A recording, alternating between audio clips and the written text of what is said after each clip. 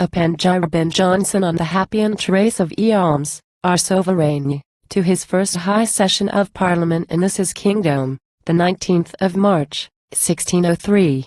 Licet toto nunc calicon frui. Mart. He even now not strives, alone, our breasts to fill with joys, but urgeth his full favors still. Again, the glory of our western world unfolds himself, and from his eyes are whirled today 1,000 radiant lights, that stream to every nook and angle of his realm.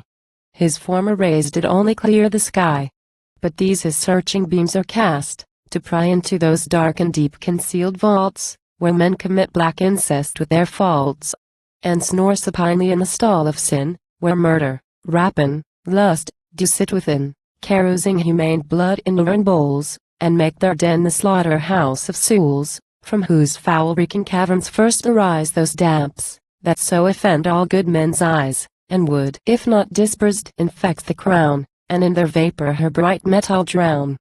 To this so clear and sanctified an end, I saw, when reverend Themis did descend upon his state, let down in that rich chain, that fasteneth heavenly power to earthly reign, beside her, stoop single quotee on either hand, a maid, Fairdice, and Eunomia, who were said to be her daughters, and but faintly known on earth, till now, they came to grace his throne.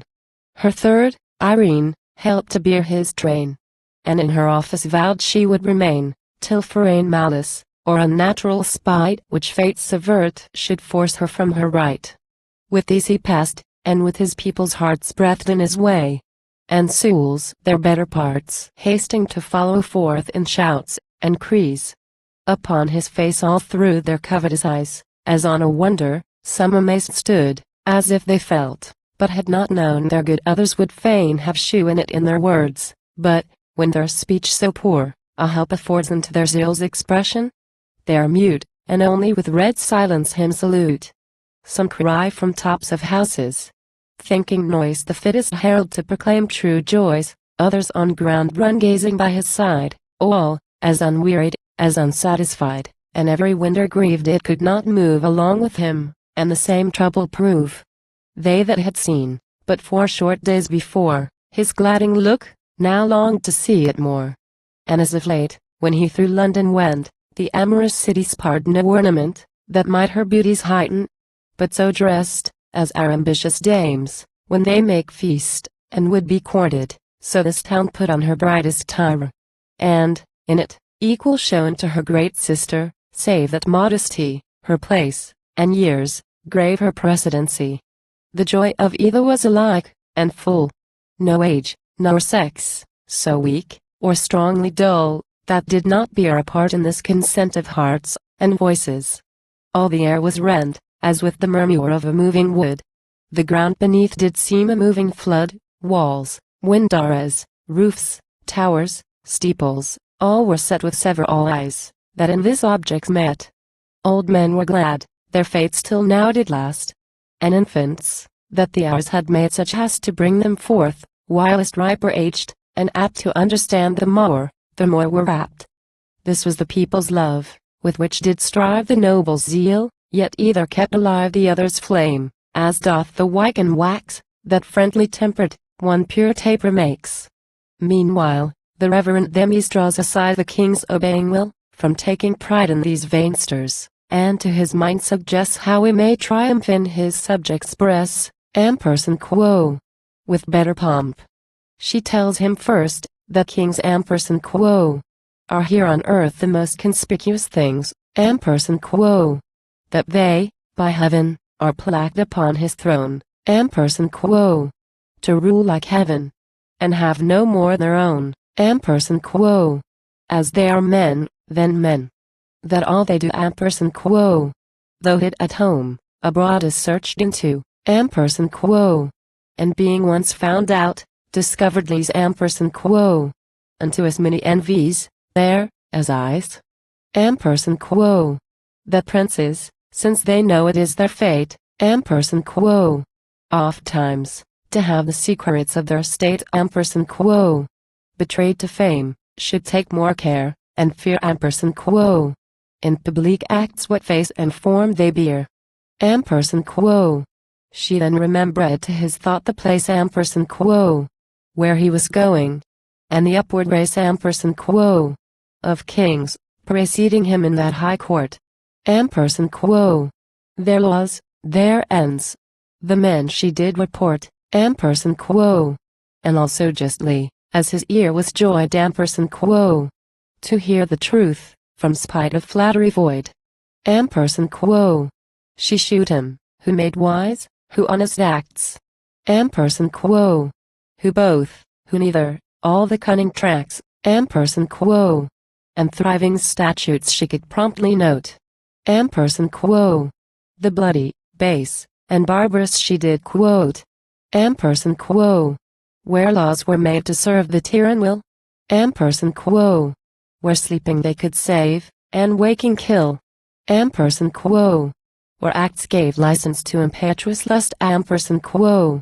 to bury churches, in forgotten dust, ampersand quo, and with the ruins raise the pandar's bowers, ampersand quo, when, public justice borrowed all her powers ampersand quo, from private chambers, that could then create ampersand quo, laws, judges, consulars, yea prince, and state, ampersand quo, all this she told, and more, with bleeding eyes, ampersand quo, for right is as compassionate as wise, nor did he seem their vices so to love, as once defend, what their enemies did reprove, for though by right, and benefit of times, he owned their crowns, he would not so their crimes.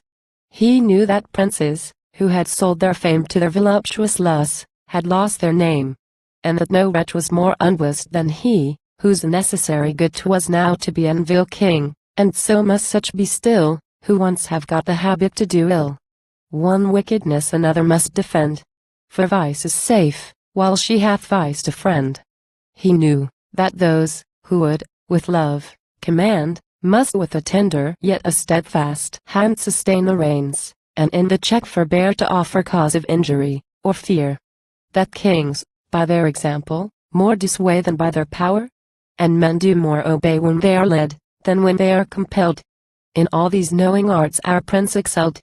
And now the dame had dried her dropping eyne, when, like an April iris, flew her shine about the streets, as it would force a spring from out the stones, to gratulate the king. She blessed the people, that in shoals did swim to hear her speech, which still began in him, and ceased in them. She told them, what a fate was gently fallen from heaven upon this state, how dear a father they did now enjoy that came to save, what discord would destroy, and entering with the power of a king, the temperance of a private man did bring, that won affections, ere his steps won ground, and was not hot, or covetous to be crowned before men's hearts had crowned him, who, unlike those greater bodies of the sky, that strike the lesser spheres dim in his access brighter than all, hath yet made known less, though many greater, and the most, the best, wherein, his choice was happy with the rest of his great actions, first to see, and do what all men's wishes did aspire unto.